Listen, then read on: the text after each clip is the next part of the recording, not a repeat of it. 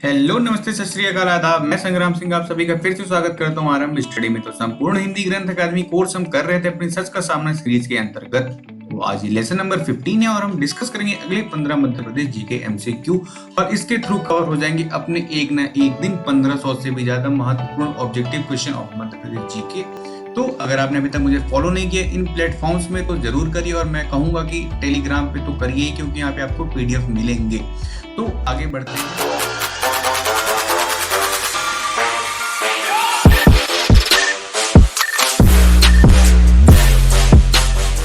बढ़ते हैं, देखते हैं। ये चैप्टर नंबर 4 है, ये चैप्टर का नाम है और ये 16 से लेके 30 क्वेश्चन तक हम इसमें डिस्कस करेंगे चैप्टर नंबर 4 के।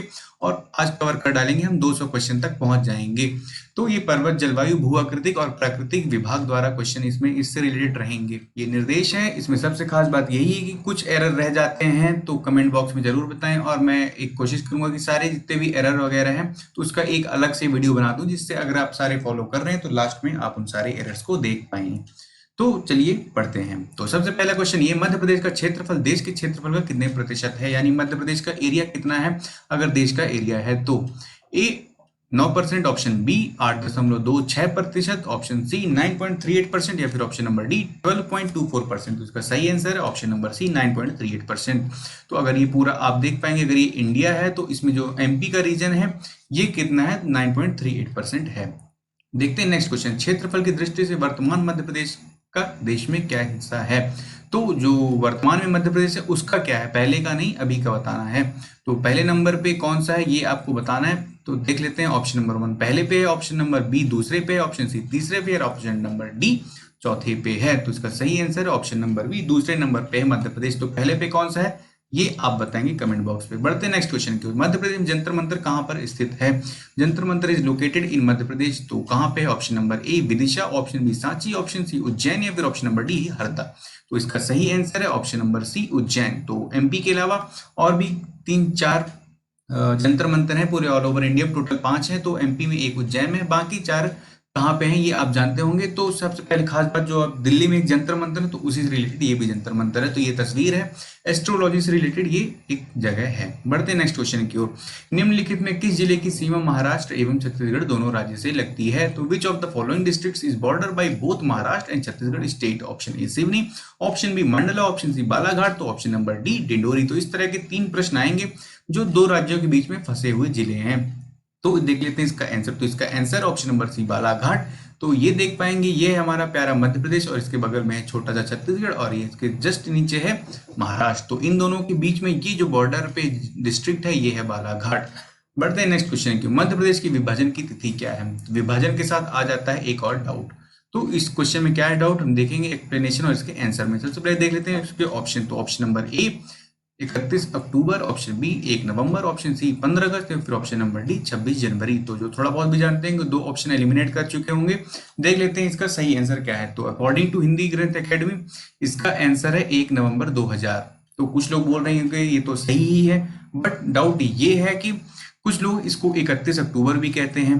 तो मेन बात यह है कि फॉर्मेशन की बात की जाए, गठन की बात की जाए तो 1 नवंबर को हुआ था, और हाँ विभाजन की बात की जाए तो 31 अक्टूबर को हुआ था, क्योंकि कई अदर सोर्सेज में 31 अक्टूबर ही बात की गई थी। तो ये क्वेश्चन कई सारे एग्जाम्स में आ चुका है और वहां पे आंसर इसका यही भी दिया गया था। तो फॉर्मेशन की बात की जाए तो मध्य प्रदेश का वर्तमान स्वरूप कब आया तो 1 नवंबर, और मध्य प्रदेश विभाजित कब हुआ तो 31 अक्टूबर को हुआ था। विभाजित 31 को हुआ, आया 1 नवंबर को।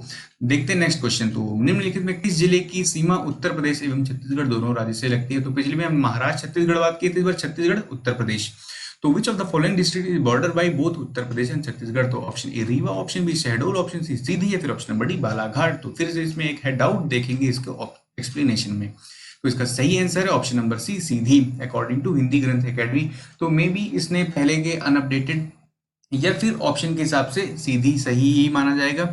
हम देख लेते हैं, ये मैप है तो यहाँ पे है सीधी, और ये हिस्सा कहते हैं कि हल्का सा टच होता है उत्तर प्रदेश में, जबकि छत्तीसगढ़ तो होता ही। बट आप दूसरा जिला देखिए सिंगरौली, जो कि इधर तो उत्तर प्रदेश से पूरी तरह से टच ही है और नीचे भी छत्तीसगढ़ से टच है। तो अगर ऑप्शन में सिंगरौली है तो सबसे पहले सिंगरौली आपको मारना है, अगर सिंगरौली है ही नहीं तो सीधी, और दोनों है तो सिंगरौली ही करना है। तो स्टेट फॉरेस्ट सर्विस एग्जामिनेशन में क्वेश्चन आया था और वहां पे आंसर दिया था इसका सिंगरौली। तो मे बी ये जब सीधी के अलग हुआ था सिंगरौली, उसके पहले का क्वेश्चन हो। बढ़ते नेक्स्ट क्वेश्चन की ओर। निम्नलिखित में कौन सा जिला उत्तर प्रदेश एवं राजस्थान दोनों से घिरा हुआ है? तो हमने महाराष्ट्र छत्तीसगढ़ के बीच में बालाघाट देखा, फिर छत्तीसगढ़ से उत्तर प्रदेश के बीच में सिंगरौली देखा, और अब हम देखेंगे उत्तर प्रदेश से राजस्थान के बीच में। घूमते घूमते हम यहाँ पे पहुंच गए हैं। तो कौन सा है? Option A Sagar, option B Bhind, option C Morena, या फिर option number D Sheopur.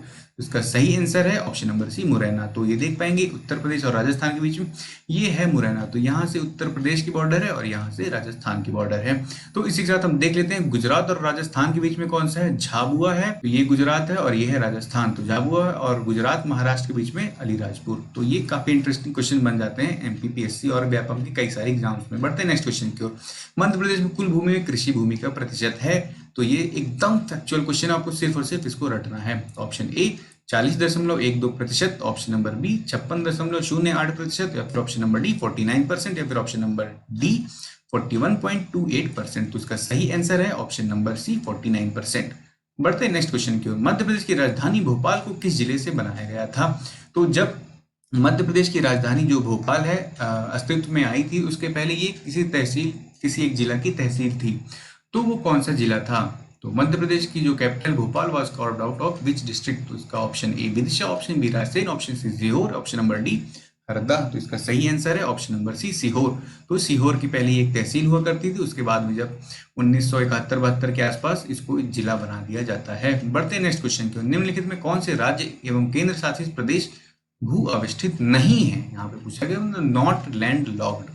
Option A Haryana Delhi, option B Madhya Pradesh, option C Chhattisgarh Jharkhand, या फिर ऑप्शन नंबर डी उड़ीसा। तो इसका सही आंसर है option number C D Orissa. तो अगर आप नहीं जानते लैंड लॉक क्या होता है तो हम आपको बता देते। तो लैंड लॉक्ड मतलब एक तरह से लॉक हो गया है, घिर गया है लैंड से। तो मध्य प्रदेश जैसे चारों तरफ जमीन से घिरा हुआ है, दिल्ली चारों तरफ लैंड से घिरा हुआ, हरियाणा भी घिरा हुआ है, बट अपना उड़ीसा लैंड से 3 तरफ से घिरा हुआ है, बट एक तरफ समुद्र भी मिलता है। तो उड़ीसा नॉट लैंड लॉक। बढ़ते हैं नेक्स्ट क्वेश्चन की ओर।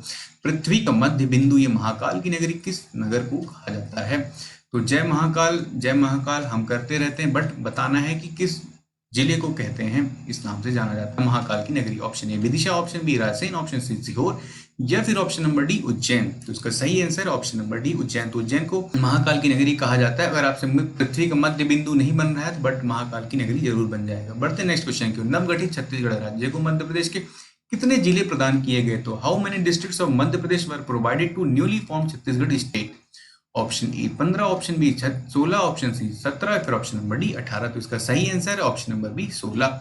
तो जब मध्य प्रदेश और छत्तीसगढ़ अलग होते हैं तो कुछ हिस्सा तो छत्तीसगढ़ को जाता है, तो जो जाता है वो तो कुछ डिस्ट्रिक्ट ही गई होंगी। तो कितनी डिस्ट्रिक्ट गई थी? 16।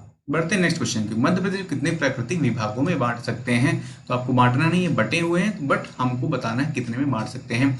Option A 5, option B 6, option C 7, या फिर ऑप्शन नंबर डी 8। तो इसका सही आंसर है ऑप्शन नंबर सी 7। तो 7 भागों में हम बांट सकते हैं। तो इन 7 का नाम ये है: मध्य भारत का पठार, बुंदेलखंड, मालवा, रीवा पन्ना, नर्मदा सोन घाटी, सतपुड़ा मैकल श्रेणी और पूर्वी पठार यानी बघेलखंड का पठार। तो ये आप इन चित्र में देख पाएंगे कौन कौन से 7 ये हिस्से हैं। बढ़ते हैं नेक्स्ट क्वेश्चन की। मध्य प्रदेश का सबसे बड़ा पठार कौन सा? अभी हमने देखा पिछले की प्राकृतिक के विभाग में बांटे हैं, और इनमें सबसे बड़ा कौन सा है? ऑप्शन है मध्य भारत का पठार, ऑप्शन बी मालवा का पठार, ऑप्शन सी रीवा पन्ना का पठार, या फिर ऑप्शन नंबर डी बघेलखंड का पठार। तो इसका सही आंसर है ऑप्शन नंबर बी मालवा का पठार। तो ये पिछले एग्जाम्स में पूछा जा चुका है, और ये रहा मालवा का पठार। ये पूरा एरिया ये मालवा के रीजन में आता है।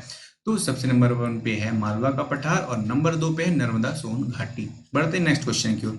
आज का लास्ट क्वेश्चन यानी क्वेश्चन नंबर 30। मध्य प्रदेश का विभाजन कर जब 31 अक्टूबर 2000 को मध्य प्रदेश का विभाजन हुआ था, तो यहाँ पे हिंदी ग्रंथ ने ही पूछा है कि 31 अक्टूबर को मध्य प्रदेश का विभाजन हुआ था, और वहां पे वो 1 नवंबर दे रहा है पिछले क्वेश्चन में। तो अगर विभाजन की बात आती है तो फिर से आप कंफर्म हो जाइए कि 31 अक्टूबर आपको करना है, और गठन की बात की जाए 1 नवंबर करना है। तो 31 अक्टूबर को जब पार्टीशन हुआ था तो किस एक्ट या फिर किस अमेंडमेंट के थ्रू हुआ था?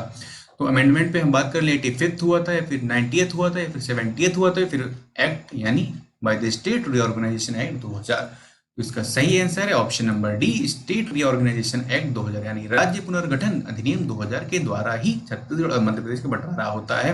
तो अगर आप बता सकते हैं तो छत्तीसगढ़ के अलावा और कौन से 2 नए राज्य बने थे वो आप जरूर कमेंट बॉक्स में बताएं। तो इसी तरह आज का हमारा ये भी वीडियो खत्म होता है और ये चैप्टर नंबर 4 के 65 क्वेश्चन हम जल्द से जल्द कंप्लीट कर लेंगे।